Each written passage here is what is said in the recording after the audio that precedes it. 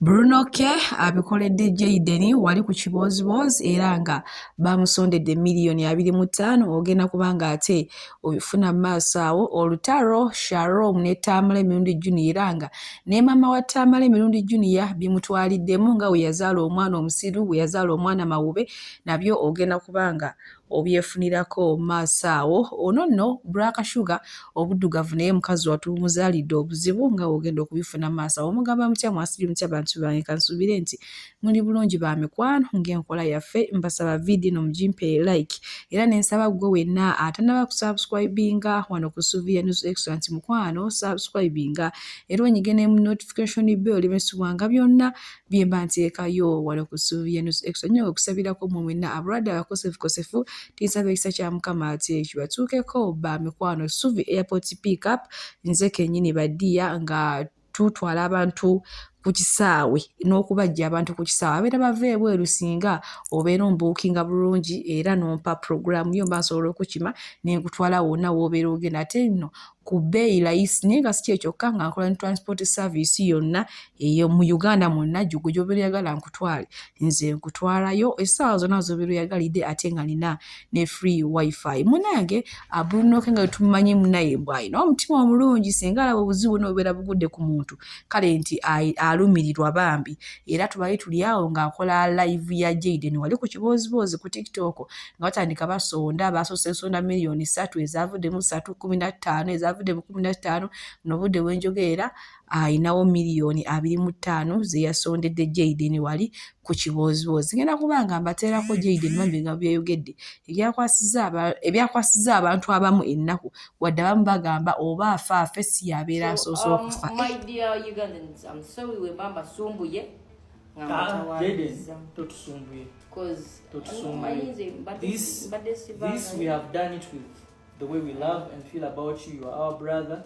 and we are going to fight with you and I know that you're going to testify next year. Go fine. Do not give up on yourself. Jayden, you're not going to die. Don't even think about death. Don't. One of the biggest things that is going to help you is your strength. Be strong. Abakwagala tuli bangi. Va kwa abakwogerera no abakwogerera be batono. Fa abakwagala tuli bangi sawe no Jayden abantu bali kenda mu bina babadde mutwalo. They are all watching you. These are people who love you. Ignore the haters and all these people. Actually sawe no boita ku for you page no sanga ka abantu abogere byekisiru. Ignore them. Those are fools. Babukira buli topic trending mu Uganda. Those idiots jump on every topic that is trending. Topic wejanga ya Jayden bagenda vuma Jayden. There are people like that.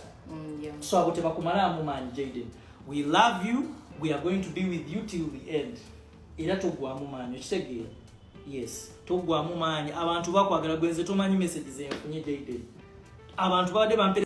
byebyo nno munnange ebyabadde ku kibozibozi kya Bruno K era nga wabaddewo ne ba YouTube bambi balaze Jayden omukwano wabaddewo kasuku Shalom era nga kakasente wamma bakasondedde ddala kubanga Bruno K avuddeyo n'ategeeza abantu nti buno budde balinawo 2,25,000 twasobola okufunako 15 naye nga buno budde kati 25 zo zimaze okuwerera ddala munange waliwo olutawulo lwe bayita vaawo mpitewo wakati wa Shalom wamu ne Tamale Jr jjukira n'abantu bamaze akabanga nga beerumaaluma kati ate waliwo award Shalom gye yafuna yaviirako ba Tamale Jr obuzibu ndowooza n'addamu n'asiikuuka kati Shalom aweereza Tamale Jr ebivumo ebintu ebiyitirivu ennyo era n'agamba nti n'abantu abamukuba abamanyi n'agamba maama wo omulwaziza wano obulwadde kubanga yazaala ekyana ekisiru kimawube tolina mugagga tolina mukiho Tamale Jr olubiguddeko munage naye n'ayimuka ng'emumutegeera ati gwe Shalom tondeberezaako bimwa simanyi okyalina mukupangisa omanyiira nze bingi wamma byo babyetuttemu ngenda kuteerako wano obuvidiyo obutonotono ati tusobole okweyongerayo n'agaleero Sister Junior agamba kasuku kyogenda kumanyira siri stage yo bulungi tonsinga mamotoka nze gwoliko nina emmotoka 2 nina Mazida ne Nuwa Shalom okyapangisa osula ku mizigo tomanyi nawe basiba musingi gwanju ebyo byobeera eyo ne weesudiya mu batakumanyi omulimu gw'otunda ddagala gganda byomanyi ebyo so Shalom toyina kyonsinga mukwano toyina kyonsinga toyina nnyumba okyapangisa ebyo byodde eyo ne weerimba emitiyana nenayo eka zange nnya Shalom ffe tulina amataka I have land tewaliwo YouTube nsinga ttaka ekyo kati genda okole research tewaliwo YouTube nsinga ttaka era njagala tuve wano tugende mu ministry ya lands olabe erinnya lyange muve mu byokwesudiya anti okoppa kasuku olowooza kasuku waaba ayina ssente naawe oyina Shalom toyina kyoli you are just a young boy imitating a character etaliiyo ebyo byeweerimba simanya naguze gundi sibana kivubuka gwe olunaku lwewavuma mukazi wo mu kamera olunaku Shalom wewavuma mukyala wo mu kamera kasuku nakolera damage control singa wayiga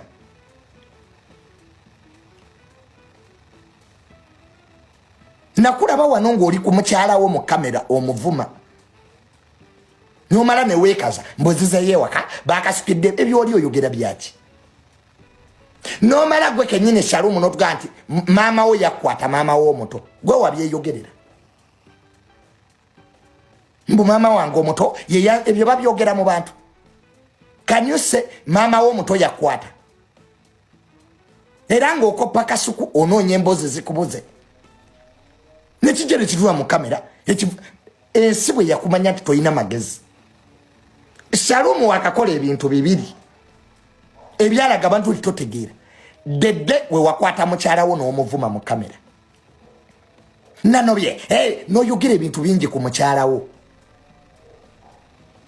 njagala ombulireyo YouTube ayogera ku famire ye mumbulireyo gwe mpaayo omu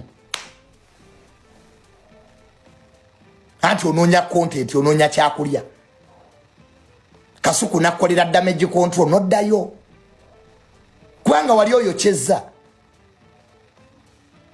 nekimala nekireeta ebiboozi awo nno we tuli bantu bange era nga Shalom ye essaawa zonna gyatwetera abantu abakuba Tamale Jr ne batuuka n'okumuwangulamu amanyo wadde ye Sister Junior yavayo n'atugamba mbu yagudde ku accident era abantu bo tubalindidde ddala kubanga ye Shalom agamba abamanyi n'ennamba zaabwe z'essimu Suvi airport pick up era nga tutambuliza ddala abantu okubajja ku kisaawe n'okubatwala ku kisaawe tulina badriver abalungi ate nga tulina ne free wifi so gwe wenna mukwano gwange okwewala abafere okugwa mu babbi kola kintu kimu kubira Suvi airport pick up ate osobole okutambula obulungi era n'ebintu byo osobole okubituusa ewammwe wamma nga tewali kibiddwako tukubireko ku namba z'essimu eziri awo WhatsApp n'okuba direct call tugenda kubanga ate ensonga ezo tuzikolerako ddala oba oyagala muzaddewo oba baana bo oba ssengaawo jjajjaawo akusurprising oyagala kusurprisingire ku kisaawe ebyo byonna mukwano wano Suvi airport pick up tubikolerako ddala mukwano okujjukiza weewala abafere kolagana na Suvi airport pick up ate nga bbeeyi yanseko buseko kati simanyi gwe wena atannaba ku bookinga Suvi airport pick up omukama bankubire tutambule bulungi Monange bwe tweyongerayo ne Black Sugar essaawa yonna ekifaananyi ky'omukama Katonda kye yakutonderamu kiyinza okuvumya munange maasawo nina akatambi ka mwana muwala ono Black Sugar ennaku zino manyi yali yavaayo awo n'aswaza mikwano gye omwali ne Joyiranda kati fulufiga oto n'alwegimbamu ndowooza teyalumaliriza bulungi oluvannyuma lw'omuwala ono Black Sugar okuvaayo n'akuba ex wa Vairota Shairota munange pressure 24/7 aleta mwambalidde nga amulango olw'obuddugavu bannange amuwadde erinnya simanya Namanda simanyanga enzikiza yaki banaye bingi byamwogeddeko nga wengenda okubalekerako akatambi maaso awo era kambasi Namanda jebale simanyi kino ekyana kyesize kiwi oba nga si muntu nsawo y'amanda mujje munyambeko tutulene ensawo y'amanda tugijjeewo omwana muddugavu alinga akavangata k'amatako weba kala afaanana eddagala ly'ekinnansi erijjanjaba ebigalanga n'empaluka eno kala munnange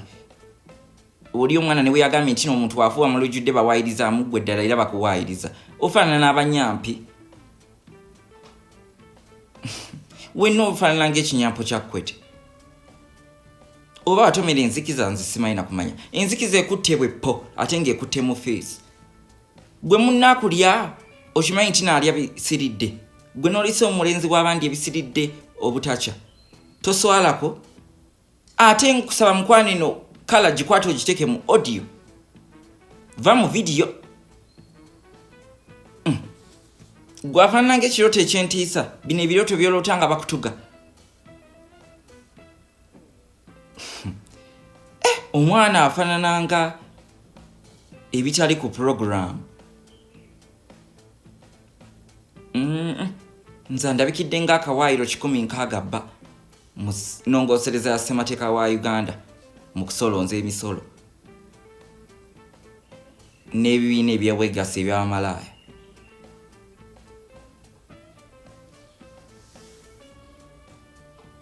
genda bakuyungeko sola gwe ove mu nzikiza gwe n'ofaanana ng'omwana w'obote yanze kino sikirabanga omwana alinga eno enzikiza ekwata mu siriti y'amatako akakalayini akayabula amatako akakolido y'amatako enzikiza ekwata mu kolido y'amatako oyo mwana bw'ata waafaanana ate agenda gamba nsi mwagala mu muvumi mukwano nze nkwogeddeko bwogezi baako kibwekolako weekubye wakiri pawuda wandifunye wookyajingira kubanga eyo sikini kalayo eri kumpi okuggwako omuliro bwe guba muliro osigazzaako akati kamu essaawa yonna ozikira mukwano ate ng'eryando lisibisizza rubber band bw'onazikira gwe banaddamu okukusanga wandibadde wokyajinga eyo sikini kala nga tonnazikira kubanga wonaazikira sikiwa nti bajja kuddamu okukusanga era tujja genda okuwulira ku marediyo balanga omuntu eyabuze